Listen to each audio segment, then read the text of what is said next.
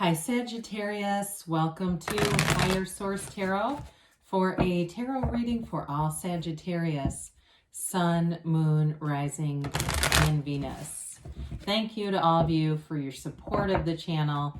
I think of you every day. I send you love. I send you positive energy. So we're always connected. I'm very well rested right now too, by the way. So should be a good reading. And if you're new here, welcome to you. I post new readings every Friday, then again on Monday. So if a reading doesn't resonate, come back in a couple of days. Just watch a new one, or you could look around at different parts of your chart. You could also, on Mondays, the style of reading is different every week. So there's a pick a card reading one week. There's a love reading. And there are monthly readings, quarterly readings, and there's even a yearly predictive reading that'll come out in December. So if you like tarot and you like this channel, I'd love to invite you to subscribe to Higher Source Tarot. All right, what advice do you have for Sagittarius? Sun, Moon, Rising, and Venus. What does Sagittarius need to know, please? Best and highest good. All right, so we'll begin here with a tarot reading, and then we'll have an Angel Answers Oracle card reading too. You've got the Eight of Wands, the Queen of Pentacles, the Eight of Swords, the Ace of Cups. Whoops, we need to move that back, don't we, guys? See, I told you it's my first reading here. I've not been doing a bunch of readings. Ten of Wands, Justice, Queen of Wands, and the Two of Swords. Well, you may be caught here in a decision, trying to decide what to do, but I do feel like you're gaining some momentum with that eight. You're getting some kind of communication here that's going to move things forward. It could be money or love. It's like some kind of new chapter here. It's sort of like having, I feel like there's sort of a sense of nostalgia or something connecting you to the past with these two swords. And it could be an air sign too. It might be representing, especially because Libra is here, but could be Gemini or Aquarius too. You've got all the elements showing up here. I do like you and your Queen of Wands, in your own energy here. So with the Eight of Wands, again, this is that brace for change. If something's been stagnant and you've either been trying to make a decision or waiting on one, you're definitely going to get a decision with the energies that are here. And it moves things quickly, though. All of a sudden, it's like this big burst of momentum. I do feel like if it's work-related for you, if it's like some kind of a transfer or some kind of a change at work, it feels more like a change at a current position to me than necessarily a new position, but I feel like it opens up a new door. Okay, so there's definitely a new chapter, but it doesn't completely, to me at least, feel like an entirely new job. Now, in a love relationship too, if you've been leaving something from the past or trying to disconnect from somebody from the past, and you feel a sense of guilt around this relationship, I do see you being able to move forward, but it's difficult. I'm not going to say it's going to be easy. There's something with the Two of Swords, Eight of Swords combination. This is the kind of energy you want with that because it'll bring in the information that you need to make things easier. It feels like there's something unseen. I keep hearing that. They keep saying there's something unseen here. And sometimes we see what we want to see, right? The mind will do that. So the Queen of Pentacles comes in. You've got two queens here. This one is, of course, about money and bringing in long-term financial stability in the home. So if you're trying to, if whatever you're stuck with, this other thing, if it has to do with the home, this is all about abundance, prosperity, building up your home life, having a happy home life, anything to do with that.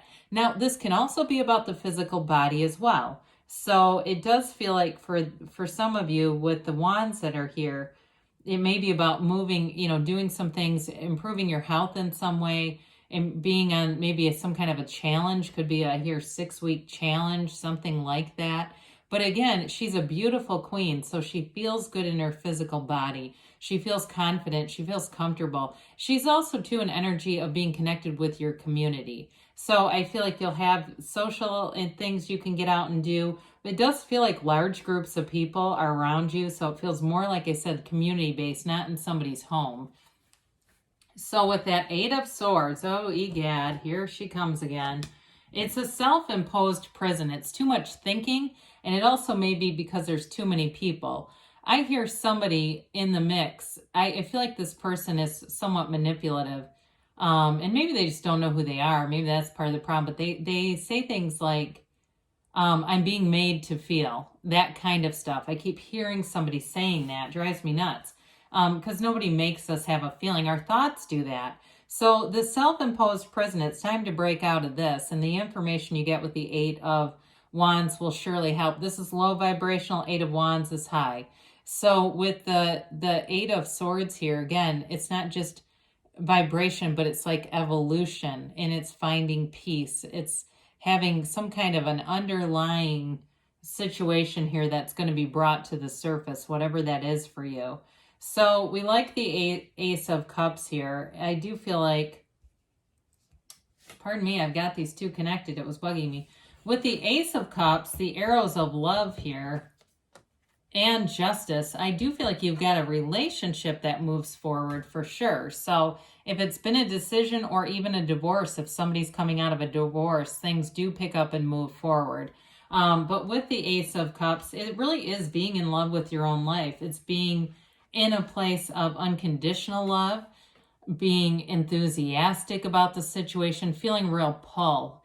You know, so if it's a job situation and a change there, it's still being excited about it, especially it feels like whatever this is has been a long time coming. There's been a lot put into moving this forward. So with the Ace of Cups, you'll enjoy a new chapter. It feels full, it feels rich, and it's in that place where you attract positive people all around you. Work people are positive. You have to go to the oil change place, they're positive, doesn't matter. Relationships too, though, flourish in this energy. I also feel like whatever you're getting out of with the Eight of Swords, Two of Swords, it allows you a better sense of creativity. Something about this, it occupies too much space in your head. So that limits our creativity when we're like that. So 10 of Wands is all about the conclusion of a cycle.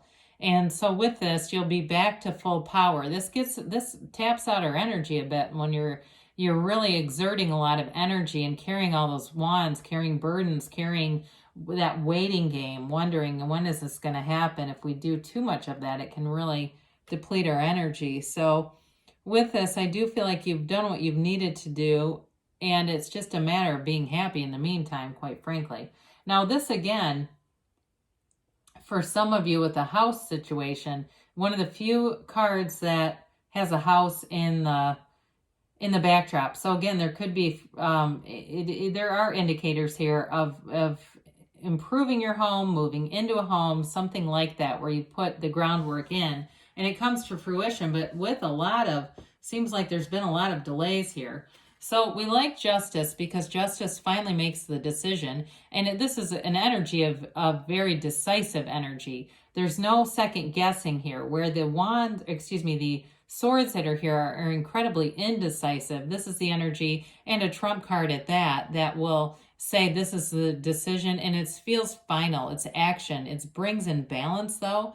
So the universe loves balance. The universe will not remove something without replacing it. Nature abhors a vacuum, so we don't just leave vacuous spaces. So whatever it was, again, something better is showing up here. It is, too, about the absolute truth and seeing things through source energy, seeing things as they are and not as we want them to be. So whatever those two swords are, this comes in to get your answers. It will help you see the truth, see it with a clear lens. So we talked a little bit about attracting positive people. The sun is the other card that features sunflowers, and we talk about this sometimes. When the sun is out, the sunflowers point towards the sun. When the sun goes down, they point towards each other to share energy, to keep that high vibrational energy. So you've got a card here of great loyalty, of people who come forward, who support you, who also see your beauty, the fun in your personality. The creativity again is here, but it's all about taking action. Wands are about growth and enterprise. It's also having that inner power, tapping into your own inner strength, your own inner power, and people around you feel that. So if it's been a promotion you've been waiting for, like I said, there's some change, it feels like, at work that moves things forward. But it has you feeling good. It has you being in synergy with the people around you. So it could even be somebody else being moved who you just don't particularly like working with. You have a need here for synergy. It's passion, though. She's passionate about whatever she does.